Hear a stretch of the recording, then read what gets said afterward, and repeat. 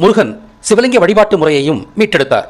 சிவலிங்கம் என்பது ஆக்கத்திற்கான, அதாவது மனித பெருக்கத்திற்கான வழிபாட்டு பொருள். அதன் ஒரு அங்கமாக சிவலிங்கத்தின் சுருக்கமான குறியீடாக 6 முனை கொண்ட நட்சத்திர வடிவத்தை உருவாக்கினார்.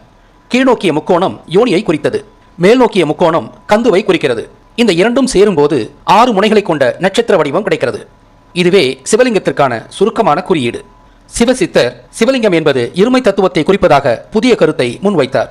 சிவலிங்கம் என்ற புதிய சொல்லாடலையும் சிவனே உருவாக்கினார். அந்த வரலாற்றை குறிக்கும் வண்ணமாக சிவலிங்கம் என்ற சொல்லின் முதல் அசையான சிவம் என்ற சொல்லால் அவர் அழைக்கப்பட்டார். சிவனின் காலம் வரை சிவலிங்கம் கொடுப்பவன் என்ற பொருளில் ஈசன் என்றே அழைக்கப்பட்டது. அதனால் சிவனும் ஈசன் எனப்பட்டார். இப்படியாக சிவனும் முருகனும் சிவலிங்கத்தோடு தொடர்பு கொண்டுள்ளதால் இவர்கள் இருவருமே சைவ கடவுளாக அறியப்படுகின்றனர். சிவம், சைவம். இந்த உண்மையை பயன்படுத்தியே பிராமணர்கள் முருகனை சிவனின் பிள்ளையாக கதை கட்டினர். ஆனால் உண்மையில் முருகனும் சிவனும் வெவ்வேறு காலகட்டங்களில் வாழ்ந்த சித்தர்கள்.